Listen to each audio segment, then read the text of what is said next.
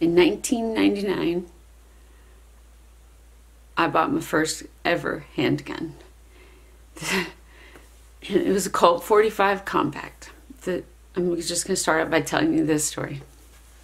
So I was a single mom, and I was working in an emergency room in a little town called Smithfield, North Carolina.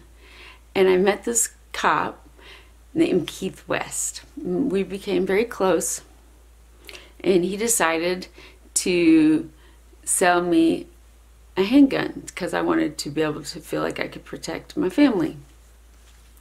So he sold me, he had quite a collection of guns, and he sold me his Colt 45 compact. I had no idea at that time what a cool gun that was. This is a picture of the gun. They sold me the Colt 45 compact. But he made me promise that before I got any ammo for it, I would let him teach me how to shoot it. So we went one morning when I got off, because I work nights, we went to the gun range at for the police department there. And he taught me to shoot it. He started by teaching me how to shoot at the target, and then he taught me how to shoot it if I was trying to defend myself.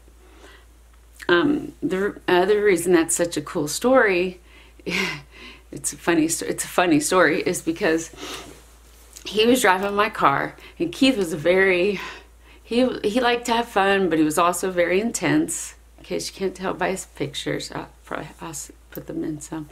But so he's driving my car. We're at the police firing range where he worked, and he was a training officer or something there. I don't remember exactly.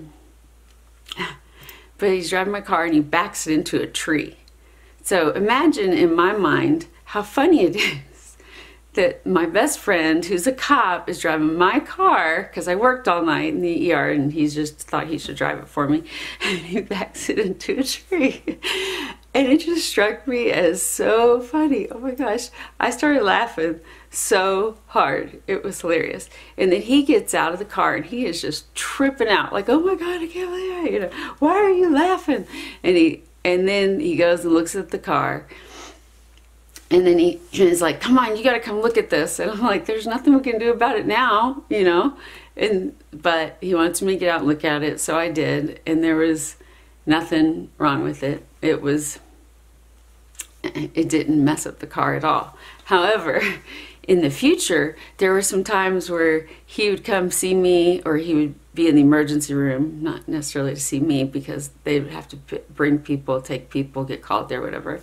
And I remember one time in particular, and he was giving me a hard time, and he was had a rookie riding with him. And all I would have to say is, do you want me to tell him about the tree? He would always say, back off then, because he didn't want people to know he backed up into a tree. It was hilarious.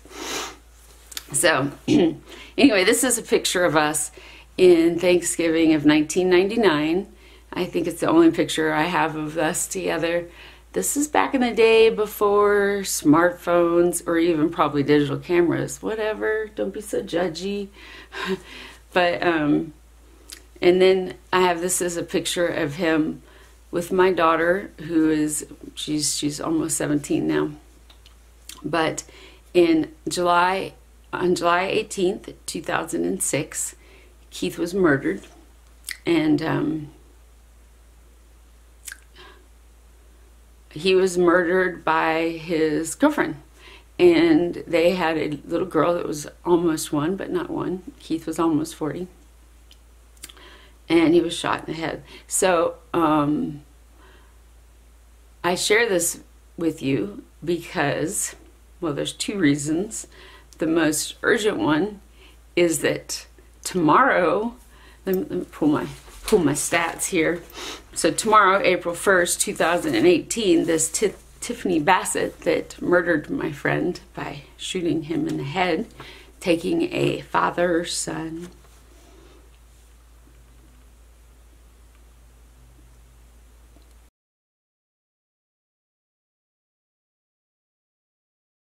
So I wanted to step in here and give Kelly a hand, because this is an emotional issue for her, and she has a hard time talking about it.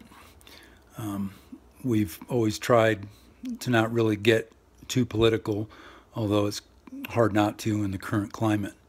So both Kelly and I have lost best friends as a result of criminals using a firearm.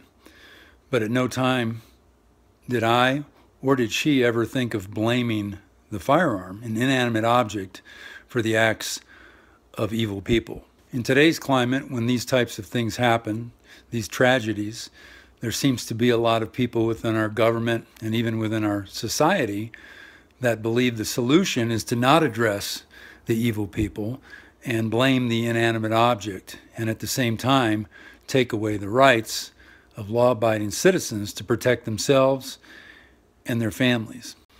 These same people will make the argument or arguments that the government can protect the individual from acts of evil.